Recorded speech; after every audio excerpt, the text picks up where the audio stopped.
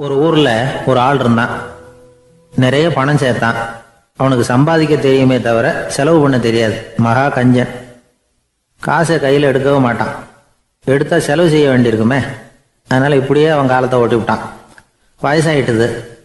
அவனுடைய மனைவி ஒரு நாள் கேட்டாங்க, இவ்வளவு நாளா நீங்க என்னை எங்கேயுமே அழைச்சிட்டு போனதில்லை, இப்போவாவது அழைச்சிட்டு போகக்கூடாதா அப்படின்னாங்க. எங்க போகணும் சொல்லுன்னா. காசிக்கு போகணும், கங்கையில் குளிக்கணும்னாங்க. இவன் பார்த்தான், இதுக்கு ஏன் அவ்வளவு தூரம் செலவு பண்ணிட்டு போகணும், நம்ம ஊர் ஆற்றுலேயே குளிக்கலாமே, இதுவும் புண்ணிய நதி தான், இங்கே குளிச்சா அங்கே குளிச்ச பலன் கிடைச்சிரும் அப்படின்னா. சரின்னு 2 பேரும் ஆத்தங்கரைக்கு போனாங்க. அன்னைக்கு ஏதோ விசேஷம், நிறைய கூட்டம், நிறைய பேர் குளிச்சுக்கிட்டு இருக்கிறாங்க. கரையில் சில புரோகிதர்கள் நின்றுக்கிட்டு இருக்கிறாங்க. குளிக்கிறதுக்கு முந்தி அவங்க கிட்ட உட்காந்தா ஏதோ மந்திரம்லாம் சொல்லுவாங்க, கொஞ்சம் காசு கொடுக்க வேண்டியிருக்கும். அதனால இவன் என்ன பண்ணான், ஆத்தங்கரையிலேயே கொஞ்சம் தூரம் போனான். ஊரை விட்டு தள்ளி வந்துட்டான். அங்கே யாருமே இல்லை. அப்பாடான்னு சந்தோஷப்பட்டான். குளிக்கலாம்னு புறப்பட்டான். இந்த நேரம் கடவுள் பார்த்தார், இந்த கஞ்சனுக்கு ஏதாவது புத்தி போகட்டணும் அப்படின்னு நினைச்சார். உடனே ஒரு புரோகிதர் மாதிரி உருவத்தை மாத்திக்கிட்டு அந்த ஆள் முன்னாடி வந்து நின்னார். அவனுக்கு அதிர்ச்சி. இங்க யாருமே இருக்க மாட்டாங்கன்னு நினைச்சா இங்கேயுமே ஒரு ஆள் வந்துட்டாரு, என்ன பண்றதுன்னு யோசனை பண்ணான். புரோகிதர் உருவத்தில் இருந்த கடவுள் சொன்னார், இதை பாருங்க, இன்னைக்கு விசேஷ நாள், நீராடுறதுக்கு முன்னாடி சுயகல்பம் பண்ணிக்கிறது ரொம்ப நல்லது அப்படின்னார். என்கிட்ட பணம் எதுவும் இல்லையேன்னா. பரவாயில்ல, அப்புறமா கொடுங்க, வாங்கிக்கிறேன். ஆனால் ஒன்று, எவ்வளவு கொடுப்பீங்கிறத மட்டும் இப்போவே சொல்லி கொடுங்க அப்படின்னார். இவன் ரொம்ப யோசனை பண்ணான். ஒரு 10 பைசா தரேன் அப்படின்னா. சரின்னு ஒத்துக்கிட்டு எல்லா கிரியைகளையும் அவர் செஞ்சார். அதுக்கப்புறம் கணவனும் மனைவியும் ஆற்றுல குளிச்சாங்க. அவர் போயிட்டார். கொஞ்ச நாள் கழிச்சு அவன் வீட்டுக்கு வந்தார் கடனை வசூல் பண்ணுறதுக்கு. வாசலில் நின்றுக்கிட்டு இருந்த அவன் மனைவி இவரை பார்த்ததும் தயங்க ஆரம்பித்தாங்க. அந்த அம்மா கிட்ட விஷயத்த சொன்னார். அந்த அம்மா ஓடி போய் உள்ளே இருக்கிற தன்னுடைய கணவர்கிட்ட சொன்னாங்க. அவன் யோசனை பண்ணான், இப்போ வெளியில் போனால் அவனுக்கு 10 காசு கொடுக்க வேண்டியிருக்கும், அதனால் எனக்கு காய்ச்சல்னு அந்த ஆளுகிட்ட சொல்லிவிடு, இன்னொரு சந்தர்ப்பத்தில் என்னை வந்து பார்க்க சொல்லு அப்படின்னா. அந்த அம்மா போய் சொன்னாங்க. அப்படிங்களா, அப்படின்னா அவரை நான் உடனே போய் பார்க்கணுமே அப்படின்னு உள்ளே நுழைய ஆரம்பித்தார். அவங்க மறுபடியும் இருங்க தான் வரேன்னு சொல்லிவிட்டு உள்ள ஓடி விஷயத்த சொன்னாங்க. இது ஏதுடா வம்பா போச்சு அப்படின்னு பார்த்தான். மனைவியை கிட்டத்தில் கூப்பிட்டான். இதோ பாரு, ஜன்னி கண்டு நான் இறந்து போயிட்டதா சொல்லிவிடு அப்படின்னா சொன்னாங்க. புரோகிதர் பார்த்தார். அப்படின்னா ஒரு வழியா இருந்து அவருடைய இறுதி சடங்குகளையே நானே முடிச்சுட்டு போயிடுறேன் அப்படின்னார். உள்ள இருந்தவன் யோசனை பண்ணான், அந்த ஆள் என்னை விடமாட்டான் போல இருக்கு, அதனால ஒரு சவப்பெட்டியில் என்னை வச்சு தூக்கிக்கிட்டு மயானத்துக்கு போங்க, பார்த்துக்கலாம் அப்படின்னா. புரோகிதரும் விடுற மாதிரி இல்லை, கூடவே நடந்து போயிட்டு இருக்கிறார். அங்கே இறக்கி சடங்குகளை முடிச்சுட்டு தீ வைக்கிற நேரம் பொட்டிக்குள்ள இருந்த நம்ம ஆள் அலறி அடிச்சுட்டு வெளியில ஓடி வந்தான். புரோகிதர் உருவத்தில் இருந்த கடவுள் சிரிச்சார். தன்னுடைய சுய உருவத்தை காட்டினார். அதுக்கப்புறம் அவனை கூப்பிட்டு, இதை பாருப்பா, ஏன் இப்படி அல்லாடுற, ஏதாவது வர வேணும்னா கேள் தரேன் அப்படின்னார். அவன் யோசனை பண்ணான். பகவானே, ஒரே ஒரு வரம் தான் உங்ககிட்ட கேட்கணும்னா. என்ன வேணும் கேளுன்னார். அந்த 10 பைசா தட்சணையை தள்ளுபடி பண்ணா போதும் அப்படின்னா. கடவுளும் சரின்னு சொல்லிட்டு போயிட்டார். இப்படி ஒரு கதையை சுவாமி சிவானந்தர் சொல்லியிருக்கிறார். செல்வந்தர்கள் பல பேர் இப்படித்தான் இருக்கிறாங்க. தாங்களும் அனுபவிக்க மாட்டாங்க, அடுத்தவங்களுக்கும் கொடுக்க மாட்டாங்க. இது மாதிரியான கஞ்சர்களுக்கு இந்த உலகம் இல்லை, அந்த உலகம் இல்லைங்கிறார் அவர். இந்த கதையில கடவுள் கடன் வசூலுக்கு வந்தது மாதிரி நம்ம ஊர் ஆள் ஒருத்தன் இன்னொருத்தர்கிட்ட 10 பைசா கடன் கொடுத்துட்டான். திருப்பி வாங்கறதுக்கு நடையா நடக்கிறான். கடைசியா கேட்டான், நீ எப்பதான் கடனை திருப்பி தரப்போற, அதை முடிவா சொல்லுன்னா. வர்ற வியாழக்கிழமை கண்டிப்பா கொடுத்துருவேன் அப்படின்னானா அவன். அன்னைக்கு நான் ஊர்ல இருக்க மாட்டேனே அப்படின்னானா இவன். அதனால என்ன, நானும் தான் அன்னைக்கு ஊர்ல இருக்க மாட்டேன் அப்படின்னானா. ஒரு ஊர்ல ஒரு இளைஞன் இருந்தான். ஒரு நாள் அவன் ஒரு குருவை தேடிக்கிட்டு புறப்பட்டான். ஊரை விட்டு வெளியில போனான். போகிற வழியில ஒரு காடு. அந்த காட்டில் ஒரு மரத்தடியில் ஒரு பெரியவர் உட்காந்துருக்கிறார். அமைதியாக மௌனமாக அவர் அமர்ந்திருக்கிறார். இந்த பெரியவரை விசாரிக்கலாம், குருவை தேடி கண்டுபிடிக்கிறதுக்கு இவர் ஏதாவது ஒரு வழி சொல்லி கொடுப்பார் அப்படின்னு நினச்சிக்கிட்டு அவரை நெருங்கினான். ஐயா, எனக்கு ஒரு குரு தேவை, எங்கே கிடைப்பார், அவரை எப்படி அடையாளம் கண்டுபிடிக்கிறது, அதை பற்றி ஏதாவது விவரம் சொன்னீங்கன்னா நான் கண்டுபிடிச்சிக்குவேன் அப்படின்ட்டுருக்கான். பெரியவர் நிமிர்ந்து பார்த்தார். தம்பி, அது ரொம்ப சுலபம், அவர் வயசானவராக இருப்பார், என்னை விட சுமார் 30 வயசு அதிகமாக இருக்கும், அவர் ஒரு மரத்தடியில் தான் உட்காந்துருப்பார் அப்படின்ட்டுருக்கான். சரிங்க பெரியவரே, அது என்ன மாதிரியான மரம், எப்படி இருக்கும் அப்படின்னு கேட்டிருக்கான். பெரியவர் அந்த விவரங்களையும் சொல்லியிருக்கிறாரு. அது மட்டும் இல்லை, சந்திக்கிற நாள், நேரம், வினாடி முதற்கொண்டு எல்லா விவரங்களையும் துல்லியமாக சொன்னாராம்.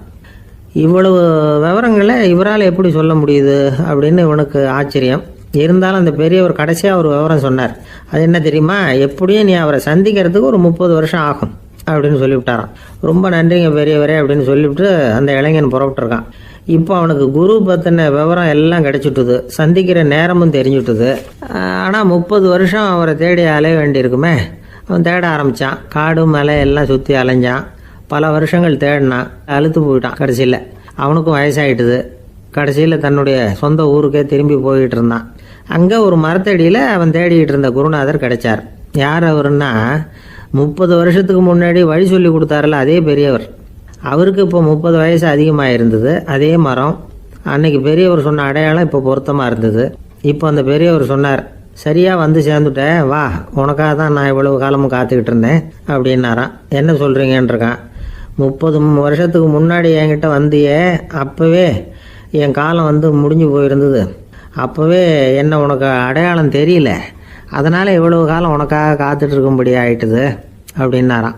ஐயா, அப்போவே நீங்கள் சொல்லியிருக்கலாமே, இதுதான் 30 வருஷம் கழித்து நீ சந்திக்க போகிற இடம், நான் தான் உன்னுடைய குரு அப்படின்னு சொல்லியிருக்கலாமே அப்படின்ட்டுருக்கான். அந்த பெரியவர் சிரிச்சுக்கிட்டே இதுக்கு பதில் சொன்னாராம். நான் எவ்வளவோ விவரமாக தான் சொன்னேன், நீ சரியாக புரிஞ்சிக்கல. காரணம், அப்போ நீ போதுமான அளவுக்கு பக்குவம் பெற்றிருக்கவில்லை. அதனால் புரியும் சக்தி இல்லாமல் போயிட்டுதப்போ 30 ஆண்டு காலம் நீ அலைஞ்சு தெரிஞ்சிருக்கிற. அது காரணமாக இப்போ உனக்கு அந்த பக்குவம் வந்துட்டுது. அதனால தான் அடையாளம் காண முடிஞ்சது, நானே உன்னுடைய குரு அப்படின்னாராம். இதுலேருந்து என்ன தெரியுதுன்னா, ஆன்மீகத்தில் மாணவனாக சேர்றதுக்கு கூட ஒரு பக்குவத்தன்மை தேவைப்படுது. ஒரு பெரிய ஞானி, அவர்கிட்ட சீடனாக இருக்க ஒருத்தன் வந்தான். எதிரில் நின்னான். ஞானி அவனை வெகு நேரம் உற்று பார்த்தார். அப்புறம் சொன்னார், சீடனாக இருக்கிறது ரொம்ப சிரமம்னார். நான் தயாராக இருக்கிறேன்னா. அது இன்னமும் சிரமமாச்சே, இங்கே வந்து குருவாக இருக்கிறது மட்டுமே சுலபம் அப்படின்னாரான். அப்படின்னா நான் குருவாகவே ஆயிடுறேன் அப்படின்னானா. இது போலவே இந்த காலத்தில் கதை ஒன்று உண்டு. ஒரு பள்ளிக்கூடத்தில் வகுப்பு ஆசிரியர் மாணவனை திட்டிக்கிட்டு இருந்தார். டேய், நீ 100க்கு 10 மார்க்கு தான் வாங்கிக்கிட்டு இருக்க. இவ்வளவு மோசமாக நீ படித்தா கடைசியில் மாடு மேய்க்கிறது கூட லாய்க்கு இல்லாதவனா ஆயிடுவேன். அதுக்கப்புறம் என்ன செய்ய போகிறேன் அப்படின்னாரான். பையன் தலையை சொரிஞ்சிக்கிட்டே சொன்னானா, சார் அப்படின்னா ஒன்று செய்கிறேன் அப்படின்னானா. இவர் கேட்டிருக்கார், என்ன செய்ய போகிறேன்னு. வேற என்ன சார், உங்களை மாதிரி ஒரு ஆசிரியர் ஆகிடுறேன் அப்படின்னானா. இமயமலை அடிவாரத்தில் ஒரு மடம். அங்கே ஒரு சன்னியாசி இருந்தார். அவர்கிட்ட ஒருத்தர் வந்தார். சுவாமி, ஆசையை உதற நினைக்கிறேன், முடியல, ஒட்டிக்கிட்டே வருது அப்படின்னாராம். இப்படி உட்கார, ஒரு கதை சொல்கிறேன் அப்படின்னு சொல்லி அவர் சொல்ல ஆரம்பித்தாராம். அவர் சொன்ன கதை என்னென்னா, ஒரு ஊரில் ஒரு ஆள் இருந்தான். அவன் பேர் குப்புசாமி. அவன்கிட்ட எப்பவும் ஒரு பழைய தொப்பி இருக்கும், விடவே மாட்டான். அதனால் அவனை எல்லாரும் தொப்பி சாமி அப்படின்னு தான் கூப்பிடுறது வழக்கம். ஒரு புது தொப்பி வாங்கிக்கப்படாதாப்பா அப்படின்னு நண்பர்கள்லாம் சொல்லி பார்த்தாங்க. பணத்துக்கு எங்கே போவேன் அப்படின்னு விட்டானா. பணம் வச்சுருக்கான், செலவு பண்ண மனசு வரல. மகா கஞ்சன். பழைய பாட்டில்கள்லாம் வாங்கி விற்றுக்கிட்டு இருந்தான். அப்படி ஒரு தடவை பழைய கண்ணாடி சாமான்களை ஏலத்தில் எடுத்தப்போ அதில் ஒரு அருமையான சென்ட்டு பாட்டில் கிடச்சிது. உடனே ஒரு ஐடியா பண்ணான். அந்த சென்ட்டை வந்து சின்ன சின்ன பாட்டில்களில் அடைச்சி ஜன்னல் ஓரமாக அடுக்கி வச்சுட்டான். அதை விற்றா நிறைய பணம் கிடைக்குமே, அதனால். இதுக்கு இடையில் ஒரு நாள் அவன் வந்து அப்படியே உட்காந்துருந்தான். அந்த நேரம் நண்பன் வந்தான். ஏண்டா, உன் பழைய தொப்பியை மாற்றப்படாதா, ஊரில் எல்லாரும் கேலி பேசுகிறாங்களே ஒன்று தொப்பி சாமின்னு அப்படின்னு சொல்லி கேட்டிருக்கான். இந்த சென்ட்டு பாட்டில் விற்றதும் பணம் வரும், அதுக்கப்புறம் பார்க்கலாம் அப்படின்னு நானா. இவன் சரி வா, நீச்சல் குளத்துக்கு போயிட்டு வருவோம் அப்படின்னு கூப்பிட்ருக்கான் நண்பன். 2 பேரும் போனாங்க. அதே நேரம் அந்த ஊர் நீதிபதியும் அங்கே குளிக்க வந்தாராம். அவர்கிட்ட இருந்தது விலை வசந்த ஒரு புது தொப்பி. அதை அங்கே இருந்த ஸ்டாண்டில் மாட்டிவிட்டு குளிக்க போனார். இதுக்கிடையில் குப்புசாமி குளிச்சுட்டு வந்தான். அவனுடைய பழைய தொப்பியை காணலை. அந்த புது தொப்பியை பார்த்தா இது நண்பனுடைய வேலை தான் அப்படிங்கிறதாக புரிஞ்சுக்கிட்டு அதை எடுத்து மாட்டிகிட்டு வந்துட்டான். நீதிபதி குளிச்சுட்டு வந்து பார்க்குறாரு, தொப்பியை காணும். போலீஸில் புகார் கொடுத்தார். அவங்க வந்து தேடினாங்க. ஒரு மூலையில் பழைய தொப்பி கிடச்சிது. அடடா, இது நம்ம குப்புசாமியோட தொப்பி இல்லையா அப்படின்னு நானா ஒருத்தன். உடனே அவன் வீட்டுக்கு தேடிட்டு போயிருக்காங்க. அங்கே போய் பார்த்தா புது தொப்பி அங்கே இருக்குது. உடனே அவனுக்கு 1000 ரூபா அபராதம் போட்டாங்களாம். அவன் பணத்தை கட்டிவிட்டு ரொம்ப எரிச்சலோடு வீட்டுக்கு வந்தான். பழைய தொப்பி கண்ணில் பட்டது மறுபடியும். உன்னால தானே எனக்கு 1000 ரூபா நஷ்டம் அப்படின்னு சொல்லி அதை எடுத்துக்கிட்டு அப்படி போயிருக்கான். அந்த ஊர் குளத்தில் வீசி எறிஞ்சிட்டு வந்துட்டான். அது மீன் பிடிக்கிற ஒருத்தன் கையில் சிக்கிச்சு. அவன் வர்ற வழியில் அதை எடுத்து வேகமாக வீசி எறிஞ்சான். அது நேராக குப்புசாமி வீட்டு ஜன்னல் வழியாக உள்ளே வந்து இந்த சென்ட்டு பாட்டில்கள் மேலே விழுந்து எல்லாம் உடஞ்சி நொறுங்கி போச்சு. குப்புசாமி பார்த்தான். தோட்டத்தில் ஆழமாக ஒரு குழியை வெட்டினான். அந்த தொப்பியை போட்டான், மூடிவிட்டான். இதை அடுத்த வீட்டுக்காரன் பார்த்தான். ஏதோ புதையல் தான் வச்சுருக்கான் போல இருக்குன்னு நினச்சான். போலீஸில் போய் புகார் கொடுத்துட்டான். மறுபடியும் போலீஸ் குழியை தோண்டினாங்க. பழைய தொப்பி மறுபடியும் வெளியில் வந்தது. எல்லாரும் சிரிக்கிறாங்க. அன்னைக்கு ராத்திரியே அந்த தொப்பியை எடுத்துக்கிட்டு நேராக புறப்பட்டான். ஒரு கல்லில் அதை சேர்த்து கட்டி குடிநீர் தொட்டி இருக்கும்ல அதில் போட்டுட்டு வந்துட்டான். இனிமேல் என்ன பண்ணும் பார்ப்போன்னு. ஒரு நாள் திடீர்னு குழாயெல்லாம் அடைப்பட்டு போச்சு. மாநகராட்சி அலுவலர்கள் வந்து என்னன்னு பார்த்தா அந்த பழைய தொப்பி குழாயை அடைச்சிக்கிட்டு இருக்குது. இது குப்புசாமியோட தொப்பிங்கிறது தான் எல்லாருக்கும் தெரியுமே. உடனே குடிநீரை வந்து பாழாக்கணத்துக்காக குப்புசாமிக்கு கோர்ட்டு 2500 ரூபா அபராதம் போட்டுவிட்டுது. அதையும் கட்டிவிட்டு வெளில வந்தான். கடைசியாக முடிவு பண்ணான். ஒரு நெருப்பு குச்சியை கிழிச்சான். தொப்பியை கொளுத்தினான். எரிஞ்சுது. எடுத்து வெளில எரிஞ்சான். கொஞ்ச நேரத்தில் தீ அணைப்பு படம் வந்துட்டுது. ஆமாம், இவன் எடுத்து எரிஞ்சது வெளியில் விழுந்து வீட்டு கூரையே பற்றிக்கிட்டு எரிய ஆரம்பிச்சுட்டுது. அவனோட பணத்தாசையும் அதோட சேர்ந்து எரிஞ்சு போச்சான். இப்படி ஒரு கதை. இந்த கதையை சொல்லி முடித்தார் அந்த இமயமலை அடிவாரத்தில் இருந்த சன்னியாசி. இப்போ அந்த குப்புசாமி எங்கே இருக்கிறான்னு கேட்டார் எதிரில் இருந்தவர். இதோ உன் எதிரிலே இருக்கிறான், நான் தான் அந்த குப்புசாமி அப்படின்னாரான் அந்த சன்னியாசி. அந்த குப்புசாமி கிட்ட இருந்தது மாதிரி ஒரு பழைய தொப்பி நம்ம ஒவ்வொருத்தர்கிட்டையும் உண்டு. அதை எப்படி தொலைக்கிறதுன்னு தெரியாமல் தடுமாறிக்கிட்டு இருக்கிறோம். அது என்ன தொப்பிங்கிறீங்களா? அதுதான் நம்மை சூழ்ந்திருக்கிற மாயை அப்படிங்கிறார் சுவாமி சின்மயானந்தர். மெய்ஞானம் கிடைக்கிறப்போ மாயை வந்து எரிஞ்சு போகும் அப்படிங்கிறது அவருடைய கருத்து. நம்மால் ஒருத்தர் வேகமாக ஓடி வந்தார். காலில் மாட்டியிருந்த பழைய செருப்பு ரெண்டையும் ஆவேசமாக தூக்கி ஒரு கிணத்துல போட்டுட்டு வெறுங்காலோடு நடந்து வந்துக்கிட்டு இருக்கிறார். ஏன் அப்படி பண்ணீங்க அப்படின்னு கேட்டோம்.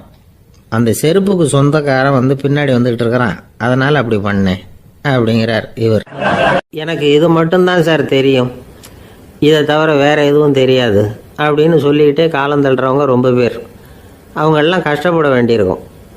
ஒருத்தர் தன்னுடைய தொழிலில் ரொம்ப கெட்டிக்காரராக இருக்கலாம். அதுக்காக எப்பவும் அதே ஞாபகத்தில் இருந்துக்கிட்டு உலகியல் அறிவு இல்லாமல் இருந்துடக்கூடாது. அது ஆபத்து. இதுக்காக நம்ம தாத்தா பாட்டிலாம் ஒரு கதை சொல்லுவாங்களே, கேள்விப்பட்டிருக்கீங்களா? ஒரு சமயம் ஒரு 4 பேர் சேர்ந்து வெளியூருக்கு பிரயாணம் போனாங்களாம். அந்த 4 பேர் எப்படி தெரியுமா? ஒருத்தர் வந்து வேதாந்தி, இன்னொருத்தர் சங்கீத வித்வான், 3வது ஆள் வைத்தியர், 4வது ஆள் ஜோசியர். இவங்க 4 பேரும் நண்பர்கள். அதனால் சேர்ந்து புறப்பட்டாங்க. வழியில் ஒரு ஊரில் தங்கினாங்க. இருட்டி போச்சு. அதனால் இன்றைக்கி ராத்திரி இங்கேயே தங்கி இருந்துட்டு நாளைக்கு புறப்படலாம் அப்படின்னு தீர்மானம் பண்ணாங்க. சாப்பாட்டுக்கு என்ன பண்ணுறது? அங்கேயே கடத்தெருவுக்கு போய் சாமான்லாம் வாங்கியாந்து சமைச்சு சாப்பிட்லாம்னு முடிவு பண்ணாங்க. 4 பேர் இருக்கிறதுனால ஆளுக்கு ஒரு காரியமாக செய்யலாம் அப்படின்னு வேலையை பிரிச்சுக்கிட்டாங்க. வைத்தியர் வந்து கறிகாய் வாங்க போனார், வேதாந்தி வந்து எண்ணெய் வாங்க போனார், ஜோசியர் வந்து பலசரக்கு வாங்க போனார், சங்கீத வித்வானுக்கு சமைக்கிற வேலை. எல்லாம் சரி. ஆனால் நடந்தது என்ன தெரியுமா? கடைத்தெருவுக்கு காய்கறி வாங்க போனார்ல வைத்தியர், அங்கே போய் மார்க்கெட்டில் பார்த்தார். ஒவ்வொரு கறிகாயாக எடுத்து பார்த்தார். இது பித்தம், உடம்புக்கு ஒத்துக்காது, இது வாயு, உடம்பு ஒத்துக்காது அப்படின்னு ஒவ்வொன்றா தள்ளினார். கடைசியில் ஒன்றுமே தேரல. வெறுங்கையோடு திரும்பி வந்துக்கிட்டு இருக்கிறார். எண்ணெய் வாங்க போனார் வேதாந்தி. அவர் ஒரு தொன்னையில் எண்ணெயை வாங்கினார். பேசாமல் அதை எடுத்துகிட்டு வர வேண்டியது தானே, முடியல. அவருடைய வேதாந்த மூளை சிந்திக்க ஆரம்பிச்சுட்டுது. இந்த தொன்னைக்கு எண்ணெய் ஆதாரமா அல்லது எண்ணெய்க்கு தொன்னை ஆதாரமா அப்படிங்கிற ஆராய்ச்சியில் இறங்கினார். என்னாச்சு தெரியுமா? அப்படி கவுத்து பார்த்தார். வாங்கின எண்ணெய் பூராவையும் வழியில் கொட்டிவிட்டு வெறும் தொன்னையோடு வந்து சேர்ந்தார். பலசரக்கு வாங்க போனார் ஜோசியர். அவர் ஒரு வழியில் பார்த்தாரு. வழியில் வந்தவங்களெல்லாம் அங்கங்கே ஒரு மரத்தடியில் உட்கார வச்சு அவங்களுக்கெல்லாம் ஆர்வம் சொல்ல ஆரம்பிச்சிட்டார். அப்படி ஒவ்வொருத்தராக சொல்லி முடிச்சுட்டு கடத்தருக்கு போய் சேர்ந்தார். இவர் அங்கே போய் சேர்றதுக்குள்ளே ரொம்ப நேரம் ஆகிட்டுது. கடையெல்லாம் பூட்டி விட்டு போயிட்டாங்க. என்ன செய்கிறது? அவரும் வெறுங்கையோடு திரும்பி வந்து சேர்ந்தார். சரி, இவங்க கதை தான் இப்படி ஆச்சு. அங்கே சமைக்கிறதுக்காக உட்காந்துருந்தார் சங்கீத வித்வான். அவர் கதை என்னாச்சு தெரியுமா? அங்கே அவர் அடுப்பை பற்ற வச்சு ஒலையை கொதிக்க வச்சார். அதாவது ஒரு பானையில் தண்ணியை ஊற்றி அடுப்பில் வச்சார். அது கொதிக்க ஆரம்பிச்சிது. தண்ணி கொதிக்கிற சத்தம் இருக்குதுல்ல, அது இவருக்கு தாளம் போடுறது மாதிரி இருந்தது. ஒரே குஷி, பாட ஆரம்பிச்சிட்டார். பாடிக்கிட்டே உற்சாகமாக கையில் இருந்த கரண்டியால் அந்த பானையில் தட்டினார், தாளம் போடுறதா நினச்சிக்கிட்டு. அவ்வளவுதான், பானை பட்டுன்னு உடஞ்சி போச்சு. தலையில் கையை வச்சுக்கிட்டு அவரும் உட்காந்துட்டார். எந்த தொழில் தெரிஞ்சாலும் சரி, அதை புத்திசாலித்தனமாக பயன்படுத்த தெரியலன்னா ஆபத்து தான். அதுக்காக தான் இந்த கதை. ஒரு பஸ்ஸு டிரைவர் ரொம்ப கெட்டிக்காரர். பஸ்ஸை ரொம்ப திறமையாக ஆபத்து இல்லாமல் ஓட்டினதுக்காக பரிசுலாம் வாங்கினவர். அவரே ஒரு படகு ஓட்டுறதுக்காக அழைச்சிட்டு போயிருக்கிறாங்க, மோட்டார் படகு. அதையும் ரொம்ப திறமையாக தான் ஓட்டிகிட்டு போயிருக்கிறாரு. நடுக்கடலில் போனதும் படகு நின்று போச்சு. மோட்டாரில் ஏதோ கோளாறு. என்ன செய்யலாம் அப்படின்னு அந்த டிரைவரை கேட்டிருக்கிறாங்க படகுல இருந்தவங்கெல்லாம். அப்போ அவர் சொன்னாராம், கவலைப்படாதீங்க, ஒன்றும் பிரச்சனை இல்லை, எல்லாரும் கொஞ்சம் கீழே இறங்கி பின்னாடி தள்ளுங்க, மோட்டார் ஸ்டார்ட் ஆகிடும் அப்படின்னாராம். காசியில் இருக்கிற கடவுள் காசி விஸ்வநாதர், அங்கே இருக்கிற தேவி காசி விசாலாட்சி.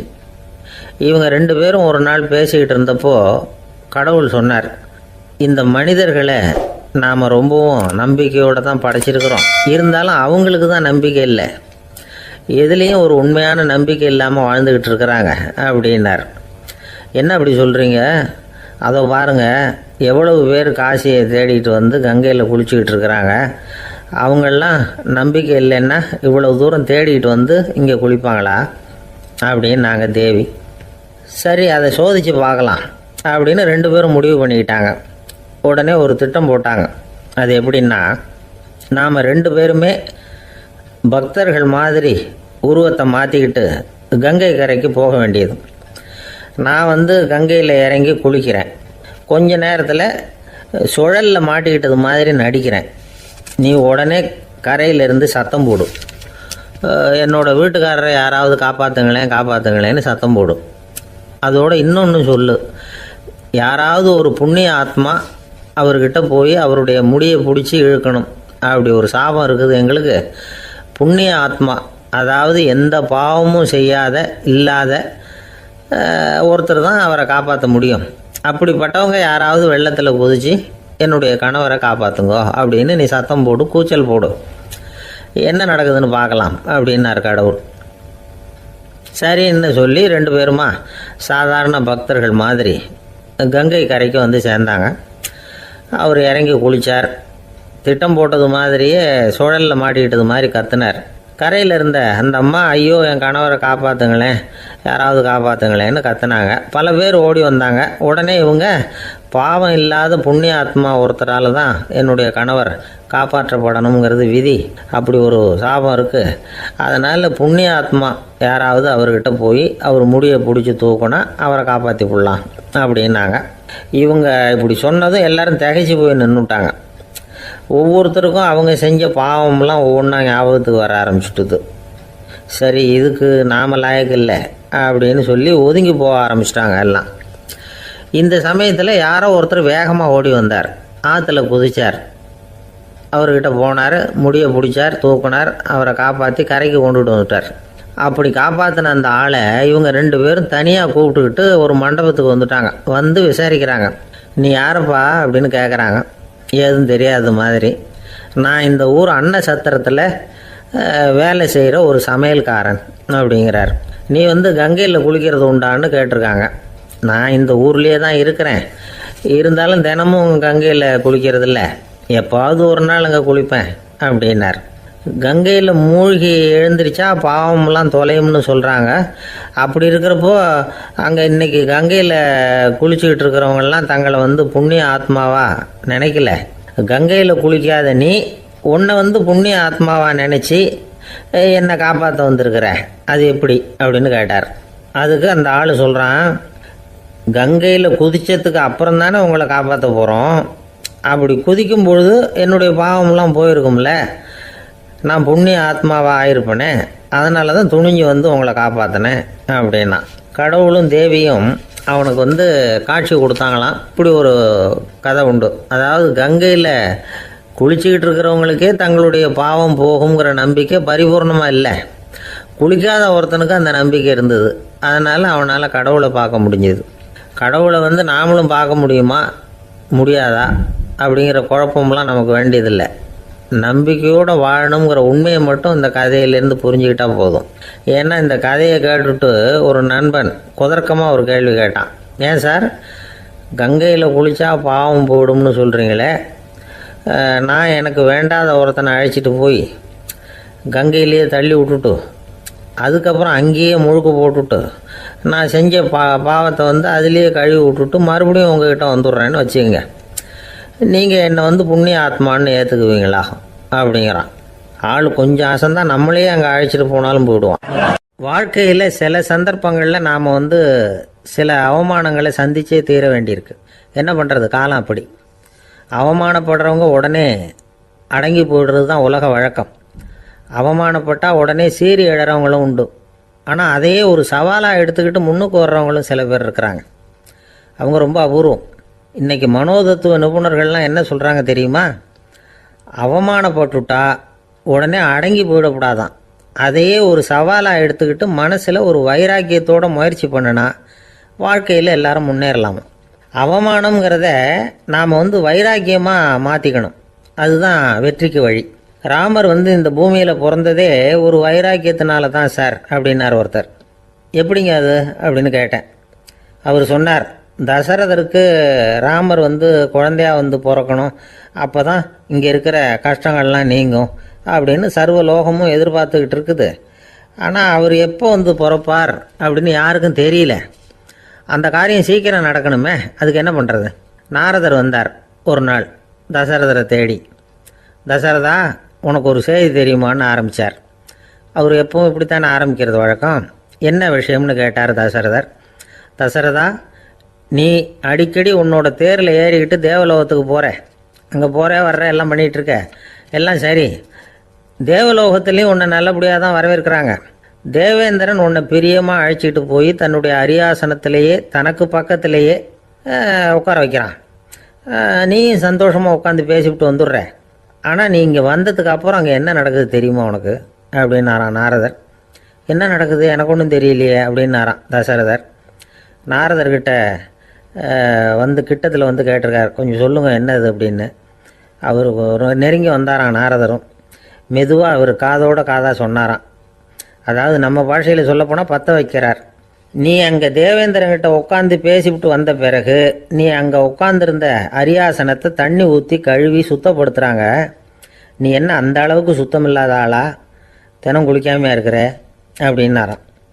தசரதருக்கு இது ரொம்ப அவமானமாக போயிட்டுது. அப்படியே செய்கிறாங்க அப்படின்னாராம். ஆமாம், நீ வேணும்னா நான் சொல்கிறது உண்மையா இல்லையா அப்படின்னு சோதனை பண்ணி பார்த்துக்கோ அப்படின்னாரான் நாரதர். உடனே தசரதர் இதுக்காகவே புறப்பட்டு தேவலோகம் போனார். அங்கே வழக்கம் போலவே இவரை கூப்பிட்டு உட்கார வச்சு பேசிக்கிட்டு இருந்தான் தேவேந்திரன். கொஞ்ச நேரம் பேசிக்கிட்டு இருந்துட்டு சரி நான் கிளம்புறேன்னு புறப்பட்டார். சரி, அவனும் வாசல் வரைக்கும் வந்து வழி அனுப்பி வச்சுட்டு உள்ளே போயிட்டான். தசரதர் வெளியில் கொஞ்ச நேரம் மறைஞ்சி இருந்துட்டு மெதுவாக உள்ளே எட்டி பார்த்தார் என்ன நடக்குதுன்னு. நாரதர் சொன்னது உண்மைதான். தசரதர் உட்காந்துருந்த ஆசனத்தை அங்கே 2 தேவர்கள் கழுவி சுத்தப்படுத்திக்கிட்டு இருக்கிறாங்க. தசரதரால் இதை தாங்கிக்க முடியல. அவருக்கு ரொம்ப அவமானமாக போச்சு. நேராக கிடுகிடுன்னு தேவேந்திரங்கிட்டே போனார். நான் உட்காந்துருந்த இருக்கையே சுத்தம் பண்ணுறியே, நான் என்ன அந்த அளவுக்கு பாவியா அப்படின்னு கேட்டார். ரொம்ப கோபமாக கேட்டார். தசரதரே, மனுஷனுக்கு 3 கடன்கள் உண்டு. தேவ கடன், ரிஷி கடன், பித்ரு கடன். இதை தீர்க்காதவன் பாவியாகிறான். இதில் மகனை பெறுவதால் தான் பித்ரு கடன் தீரும். உனக்கு மகன் கிடையாது, அதனால் நீ பாவி ஆகிற. பாவி உட்காந்துருந்த இடம்ங்கிறதுனால அதை சுத்தம் செய்ய வேண்டியது எங்கள் கடமை அப்படின்னு நானும் தேவேந்திரன். இந்த இடத்துல தசரதருக்கு ஏற்பட்ட அவமானம் ஒரு வைராக்கியமாக மாறிச்சு. தேவேந்திரனே கேட்டுக்கோ, ஒரு மகனை பெற்ற பிறகு தான் இந்த சபையில் மறுபடியும் அடி எடுத்து வைப்பேன் அப்படின்னு சொல்லிவிட்டு போயிட்டாரான். போய் புத்திர காமேஷ் யாகம் பண்ணார். புத்திரர்கள் பிறந்தார்கள். இந்த கதையில் உள்ள கருத்து என்னென்னா, தேவேந்திரன் தசரதரை அப்படி அவமானப்படுத்தலைன்னா அவருக்கு இப்படி ஒரு வைராக்கியம் பிறந்திருக்குமா? யோசிச்சு பார்க்கணும். நமக்கு ஏற்படுகிற சில அவமானங்களையும் வைராக்கியமாக மாற்றிக்குவோம். அப்படி மாற்றிக்கிட்டோம்னா வாழ்க்கையில் வந்து முன்னேறலாம். நம்ம ஆளுங்க சில பேர் அவமானத்தை வந்து வைராக்கியமாக மாற்றிக்கிறது எப்படி தெரியுமா? நம்மக்கிட்ட ஒரு பையன் சொன்னான், எங்கள் அப்பா என்னை எல்லாருக்கும் முன்னாடி வச்சு திட்டிவிட்டார், பொறுப்பு இல்லாமல் ஊர் சுற்றுறேன்னு சொல்லி அவமானப்படுத்தி விட்டார். இனிமேல் நீ என் முகத்திலேயே முழிக்காதரா போடான்னு வேற சொல்லிவிட்டார். எனக்கு ரோஷம் வந்துட்டுது. அந்த அவமானத்தை வைராக்கியமாக மாற்றிக்கிட்டேன். அன்னையிலேருந்து அவர் முகத்திலேயே முழிக்கிறது இல்லை அப்படின்னா. அப்படியான்னு கேட்டோம். ஆமாங்க, அவர் வீட்டில் இல்லாத நேரமாக பார்த்து உள்ள சமையல் கட்டுக்கு போய் சாப்பிட்டுட்டு நைஸாக வெளியில் வந்துடுவேன் அப்படிங்கிறான் அவன். சங்கீத வித்வான்களில் பல வகை உண்டு. சில குறிப்பிட்ட ராகங்களை பாடுறதுல அவங்களுக்கு பெருமை வர்றது உண்டு. ஆனால் ஒருத்தர் இருந்தார், அவரால் ஒரு ராகத்துக்கே பெருமை வந்தது. அந்த ராகத்தை அவர் வாசித்து கேட்கணும் அப்படின்னு சொல்லுவாங்க. அது என்ன ராகம்னா தோடி ராகம். சரி, அந்த வித்வான் யாருன்னா அவர் தான் திருவாவடுதுறை ராஜரத்னம் பிள்ளை. பேராசிரியர் கல்கி ஒரு சமயம் தம்முடைய பத்திரிகையில் எழுதினாராம். அதை அப்படியே படிக்கிறேன் கேளுங்களேன். ஆகா, ஸ்ரீ ராஜரத்னம் பிள்ளையின் தோடி ஆலாபனையை முதலில் கேட்டபோது அவருடைய கற்பனையை விட்டு தள்ளுங்கள். நம்முடைய மனதில் என்னென்ன இன்பமயமான கற்பனைகள் எல்லாம் உதித்தன. குழந்தை தாயிடம் கொஞ்சம் குரலை கேட்டோம், அன்னை குழந்தையிடம் கொஞ்சம் குரலை கேட்டோம், ரதியும் மன்மதனும் பேசிக்கொண்ட காதல் மொழிகளை கேட்டோம், முருகன் சிவபெருமான் செவிகுளிர மொழிந்த உபதேசத்தை கேட்டோம், கலைமகள் கவிஞனுக்கு அருளிய ஆசி மொழிகளை கேட்டோம், நாரத முனிவருடைய தம்பூரா சுருதியை கேட்டோம், ராவணன் தன் எலும்பை ஒடித்து வீணையாகச் செய்து வாசித்த கானத்தை கேட்டோம், கானப் பறவைகளின் கலகல ஒலியை கேட்டோம், கோலக் குயில்களின் குரல் இனிமையை கேட்டோம். இப்படிலாம் பேராசிரியர் கல்கி விமர்சனம் எழுதியிருக்கிறார். திருவாவடுதுறை ராஜரத்னம் பிள்ளை அவர்களுடைய வாசிப்பை கேட்டுட்டு டி.என். ராஜரத்னம் பிள்ளை இறந்து போனார். அப்போ கவிஞர் கண்ணதாசன் எழுதினார், செவியனில் ஓடி எங்கள் சிந்தையில் ஓடி இந்த புவியெல்லாம் ஓடி நின்பார் பொங்கிய தோடி வேறிங்கு எவரிடம் போகும் ஐய இனி அதை காப்பார் யாவர் அவிந்தனின் சடலத்தோடே அவிந்தது தோடிதானும் அப்படின்னு எழுதினாராம். அந்த அளவுக்கு அவருடைய தோடியை ரசித்தவர்கள் உண்டு. அதே மாதிரி தோடின்னா என்னன்னு தெரியாமலே அவரை ரசித்தவங்களும் அந்த காலத்தில் உண்டு. அதாவது ஒரு பெரிய சபையில் இவர் வாய்ச்சிக்கிட்டு இருக்கிறார். பாதியில் ஒரு பெரிய மனுஷன் உள்ளே வந்தார்.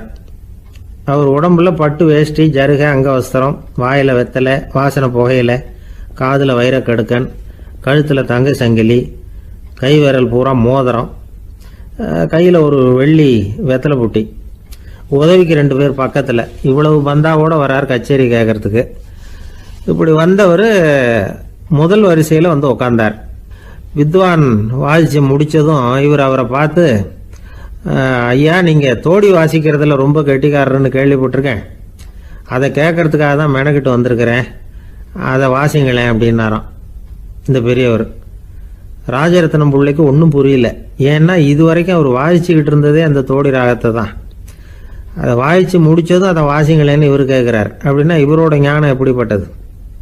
இவ்வளவும் கேட்டுட்டு இப்படி கேட்குறாரே அப்படின்னு அவர் யோசிச்சிருக்கிறார் ராஜரத்னம் பிள்ளை. உடனே என்ன பண்ணார் தெரியுமா? பக்கத்தில் ரொம்ப சாதுவாக சுருதி போட்டுக்கிட்டு இருந்த ஒரு முதுகில் ஓங்கி ஒரு குத்து விட்டாராம். அவருக்கு ஒன்றும் புரியல, எதுக்கு நம்மளை அடிக்கிறார் இவர், நம்மளை குத்துறாரு வித்வான்னு. அவர் அதிர்ச்சியால் இவர் நிமிர்ந்து பார்த்துருக்கார். அப்போ ராஜரத்னம் பிள்ளை சொன்னாராம், ஏய்யா, ஐயா பெரிய மனுஷன், என்னுடைய பரம ரசிகர், தோடி ராகம் கேட்கணுங்கிறதுக்காக இவ்வளவு தூரம் வந்திருக்கிறார், முதல் வரிசையில் உட்காந்துருக்கார். நீ இந்த சமயம் பார்த்து தோடி ராகம் வாசிக்கிற நாதஸ்வரத்தை வீட்டில் வச்சுட்டு வந்துட்டியே, இப்போ ஐயாவுக்காக அந்த ராகத்தை நான் எப்படி வாசிக்கிறது அப்படின்னு சொல்லிவிட்டு மறுபடியும் முதுகில் ஒரு அடி கொடுத்தாராம். அடி வாங்கினவருக்கே சிரிப்பு அடக்க முடியலையா. ஜவஹர்லால் நேரு பிரதமராக இருந்த சமயம் அவர் ஒரு தடவை சென்னைக்கு வந்திருக்கிறார். இங்கே சில முக்கிய நிகழ்ச்சிகளில் கலந்துக்கிறதுக்காக வந்திருந்தார். ஆளுநர் மாளிகையில் ஒரு நாள் ராத்திரி தங்கி மறுநாள் புதுடெல்லி புறப்படுறதாக ஏற்பாடு. நிகழ்ச்சியிலெல்லாம் முடிச்சுக்கிட்டு ஆளுநர் மாளிகையில் தங்கி இருக்கிறார். அன்றைக்கு இரவு படிக்கிறதுக்கு ஒரு முக்கியமான புத்தகம் அவருக்கு தேவைப்பட்டது. அந்த சமயத்தில் உலக அளவில் ஒரு முக்கியமான பொருளாதாரம் சம்பந்தமான ஒரு புத்தகம் வெளியாகி இருக்கிற விஷயம் அவருக்கு தெரியும். அந்த புத்தகம் மெட்ராஸுக்கு வந்திருக்குமா, அது இங்கே கிடைக்குமா அப்படின்னு விசாரிச்சிருக்கிறார் நேருஜி. அவர் இப்படி கேட்ட உடனே அங்கே இருந்தவங்கெல்லாம் ரொம்ப பரபரப்பாக செயல்பட ஆரம்பிச்சுட்டாங்க. முக்கியமான இடங்கள்ல எல்லாம் விசாரிச்சிருக்கிறாங்க, அந்த புத்தகம் உங்ககிட்ட இருக்கான்னு.